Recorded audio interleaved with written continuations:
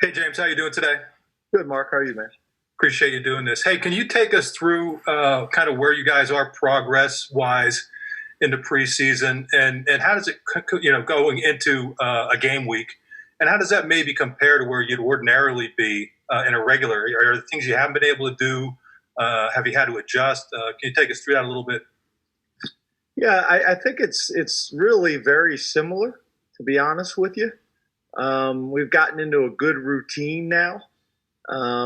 In some ways, you could make the argument in some ways it's been better. We've had a lot of meeting time, and we've had a lot of individual, probably more so than we normally would have in a normal training camp. So we've embraced it. It's been good. It's been different. There's no doubt about it. But I think our staff have gotten into a pretty good, kind of a pretty good routine with how we're going to deal with it and focus on the things that we can control and not get frustrated by the new normal. So I think we're in a pretty good routine. The guys are in a pretty good routine. The testing the first couple days in the morning obviously is new. So we had to get used to that, but now it's pretty much a well-oiled machine. One of the things that we did the last couple mornings is some of these schools, I guess, you're testing yourself. You're basically doing the swab and all that yourself, where we're not set up that way. So we spent the last couple days doing it ourselves, so that when we go to some of these other Big Ten schools that are operating like that, we're used to it and ready for it. So it's been good, Mark. I would say, that there's anything that we haven't been able to do. The only thing that was probably different for us is, again, we had those split practices for a long time. But like anything, there was some benefits to that. We got a chance to work with the freshmen and the transfers probably longer, and they got more reps than they normally would. So it's allowed a few of those guys to maybe factor in more than in years past. And it's made me think about going back, to a normal training camp that we may do, kind of like in the old days where you could bring the freshmen in a few days early and do some freshman practices. It's made me think about, next year or the year after, whenever we get back to a normal kind of plan of I'd like to do some of these where we spend a little bit more time and give those guys a little bit more attention to allow them to factor in maybe quicker. Audrey Snyder. Hey, James, thanks for your time. I wanted to ask you about the X and the Z receivers. How much cross-training do you guys do in Kirk's system between the X and the Z? And who are some of the guys who've kind of impressed you this preseason at both of those spots? Yeah, in a lot of ways, it's probably more the X and the slot. It's cross training between those two, and a little bit with the Z. So the first couple weeks, we really didn't do any of that, and now we're doing some moving parts right now to just find a way to get the best three guys on the field. And what does that look like? And some guys, it's amazing. Some guys are more comfortable in the slot, and some guys aren't comfortable on the outside, and vice versa. So kind of working through all that right now. But really, this past week, we got going on that, moving guys around to, get in a position where you could get your best three on the field, not position specific. Ryan Parsons? Hey, Coach, how are you? Hey, Ryan, how are you? Good. What was it like to have Micah back at practice last week? And was there any parting words or anything you said to the guys that'll help get them ready for the first week? No, but it was kind of crazy, to be honest with you. So we talked to Micah often, and his mom and his dad, and obviously very involved in this whole process for him. But literally, I'm not exaggerating. Literally, the day we gave the scholarship to Stoll, I'm in the meeting doing it, and I turn and look, and there's Micah standing in my office. And just so you guys know, Stoll got Micah's scholarship. We were at 85. So when Micah decided wasn't coming back, we were able to do an appeal with the NCAA, get that scholarship, and was able to give it to Stoll. So I turn, and Mike is standing there. I'm like, does he have second thoughts? Well, it's too late. Stoll's got it, you know. But it was good. You know, he was in town and came back to visit family in Harrisburg, and then stopped and see his family here in Happy Valley. But it's good. You know, it's good. The challenge is we want Micah around, but there's also the challenge of how we're living right now under the COVID bubble that we've tried to create here. So it makes it difficult to have people that aren't in that bubble and living that lifestyle around us. Ben Jones? Hey, James, how's it going? Hey, Ben. Good, man. You? No complaints. You've run a pretty family-oriented office since you've gotten here. Obviously, that's not a thing that's happening right now. How is Addison doing? How's your family doing? And how do you kind of battle, the in-building morale throughout the course of the season with those kids not around? Yeah, I think that's a great question. We've been talking about that as a staff a lot.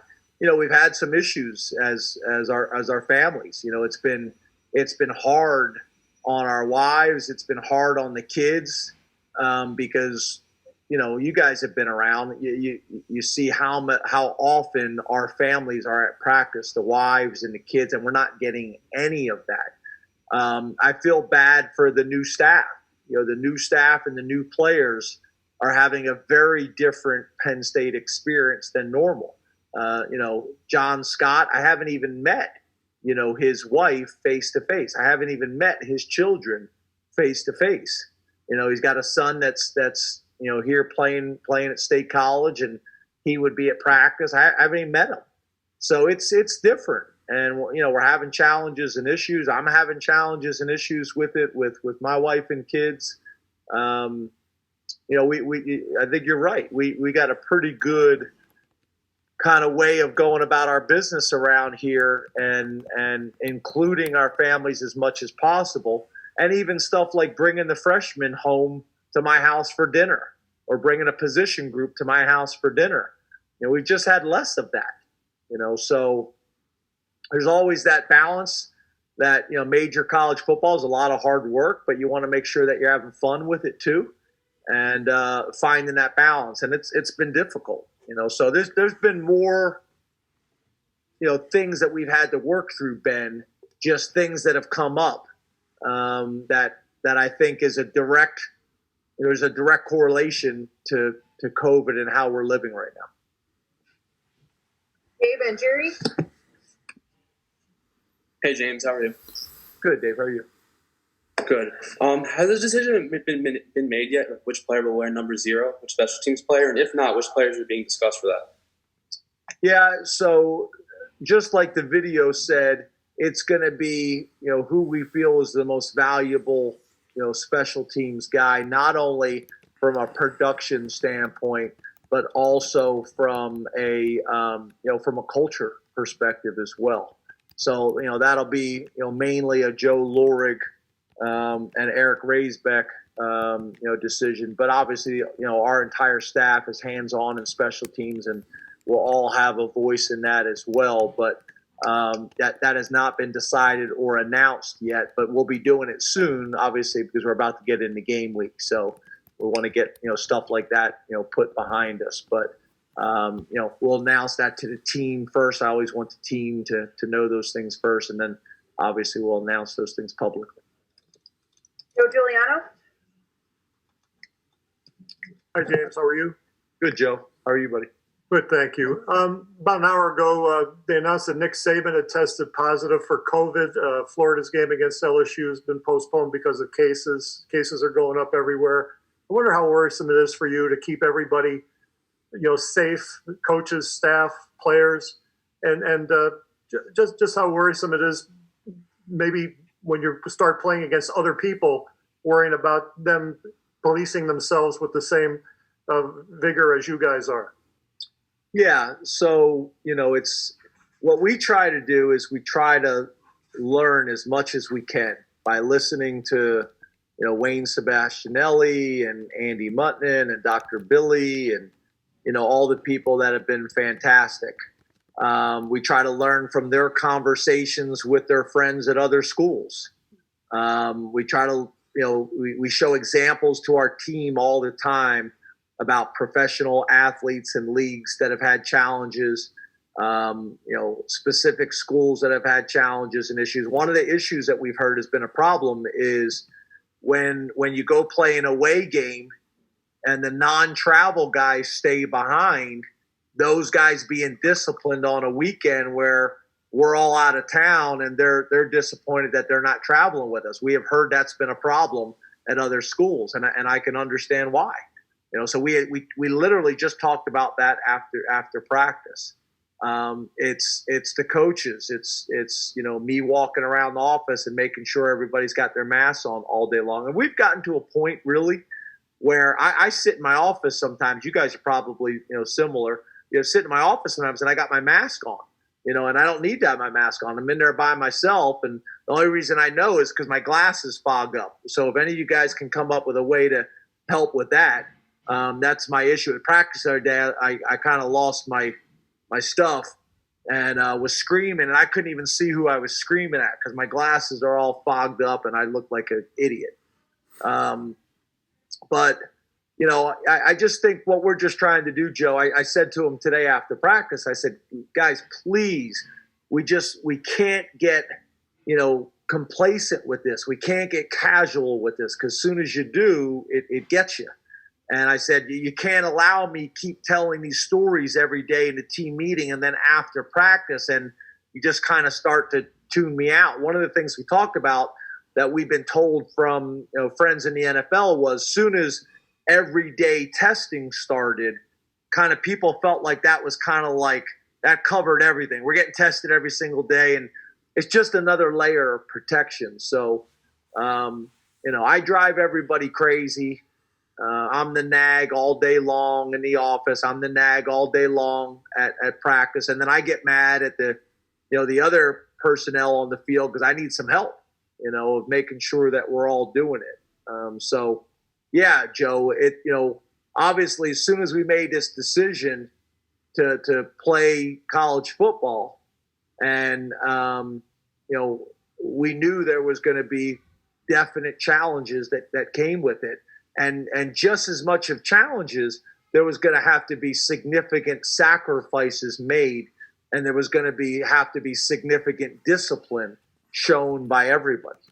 So, we're just trying to do the best we possibly can to make this thing work, and not only how we play on the field and how we scheme and how we coach, but the discipline of how we conduct ourselves away from the Lash football building and Beaver Stadium is going to impact what we do on.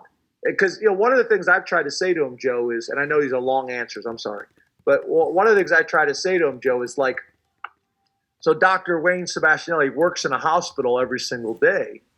And I saw that. Someone posted something in the chat with that. But like, you got these doctors that work in hospitals all the time with COVID patients, and they're not getting sick. Well, how and why? Because they're following the protocols. They're wearing the mask. They're doing all the things they're supposed to. They're washing their hands. So we just got to do it the best we possibly can. And I'm going to shut up because someone just posted on here, I'm like filibustering. So I'm going to stop talking. Thank you. Taylor, last two questions. Hey, James, how's it going? Hey, Chris, that's part of the technique. If I talk a long time, then less questions get asked.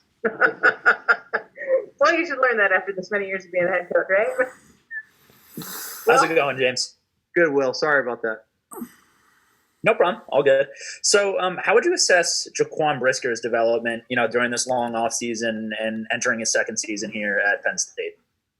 Yeah, I think there's a lot of excitement in our program for Jaquan. He looks unbelievable. I mean, he just developed so much. And I think we all know typically you see a dramatic change of those junior college players in year two. And we see that with him, his confidence, his understanding of the scheme, his athleticism, his speed, how explosive he is. I mean, he's an impressive looking guy right now. He's making a bunch of plays on the ball. We're getting our hands on so many more balls in practice than we have in the past. which I'm excited about. It's been a real point of emphasis with us, especially on the back end with our defensive backs. And I'm seeing their hard work starting to pay off. I think Brisker and Lamont both have a chance to have really big years. And then we're also excited about the guys behind them as well. But I think those two guys could have big years for us. Last question, Parth Padre. Hey, Coach, how's it going? Good. How are you? Doing well, doing well. It's hard for me to tell, but it almost looks like you have Christmas pajamas on. I don't. I'm just wearing a regular T-shirt. All I saw was the green and red shoulders. I thought you had like Christmas pajamas on, like an elf costume. No, not quite there yet, Coach. So one thing Lamont Wade talked a lot about during media week was just his son and how being a father has changed his perspective, as a football player and as a man. How do you believe fatherhood has changed Lamont? Well, I think obviously it gives you a different perspective. It gives you a different perspective. It forces you to grow up and mature, whether you want to or not. You got no choice. And I remember, I remember being 35 years old and having my first child and feeling like I wasn't ready. So to see how Lamont has handled all this and the pride that he takes in it, and watching him just grow up as a football player, but as a student and as a leader and as a man in our program. I made a big deal about it after practice the other day. I know you guys wrote a bunch of articles about him, as a possible return man. Well, a big part of that is just his maturity. For me, as an offensive guy with an offensive background as a head coach, the ball security stuff is a big deal for me. And whenever you use defensive guys, they got to show that they're able to protect the football the way offensive guys are, because they just work on it more. So with Lamont, I just see his approach to everything, just the attention to detail is on a completely different level, and his alignment with the coaches and reinforcing messages and being a leader for the young guys, for all of it. And I think that's Lamont just naturally growing up in our program as a senior. But I think that's also, based on his personal background as well, with his mom and dad, who are phenomenal. And also obviously, him being a father. There's no doubt about it. I think it's created a situation for Lamont where I think it's just magnified everything for him. Thank you very much, Coach. All right, guys. Have a great night. And by the way, if they were pajamas, I would have loved them. That's what I thought they were at first. So have a great night, guys. Appreciate everybody.